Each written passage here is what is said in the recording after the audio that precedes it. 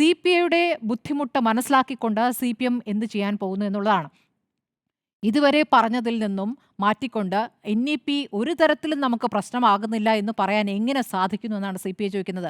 NEPയുമായി ബന്ധപ്പെട്ട് ഇത്രയും കാലം പറഞ്ഞു വന്നിരുന്നത്, പാർട്ടി കോൺഗ്രസിലടക്കം പ്രമേയം പാസ്സാക്കിയത്, ഇപ്പോഴും അത് പറയും. ഇന്നിപ്പോൾ വിദ്യാഭ്യാസ മന്ത്രി ഞാൻ ഇനി ഒന്നും പറയാനില്ല എന്ന് പറയുന്നുണ്ട്. അദ്ദേഹം മാറി നിൽക്കുന്നു. യഥാർത്ഥത്തിൽ വിദ്യാഭ്യാസ മന്ത്രിയും കരുവാകുകയായിരുന്നു. അദ്ദേഹത്തിനത് അദ്ദേഹത്തിൻ്റെ തീരുമാനമല്ല എന്നുള്ള കാര്യം സുവ്യക്തമായ കാര്യമാണ്. 2024 തന്നെ റാണി ജോർജ് പോയിട്ട് ഇതിൽ ഞങ്ങൾ തയ്യാറാണ് എന്ന് അവിടെ പോയി പറഞ്ഞിട്ടുള്ളതാണ്, ഡൽഹിയിൽ എഴുതി കൊടുത്തിട്ടുള്ളതാണ്. അതിനുശേഷമാണ് ഈ ഞങ്ങൾ PM ശ്രീക്ക് എതിരെയാണ് എന്ന് വിദ്യാഭ്യാസ മന്ത്രി പറഞ്ഞുകൊണ്ടേയിരുന്നത്.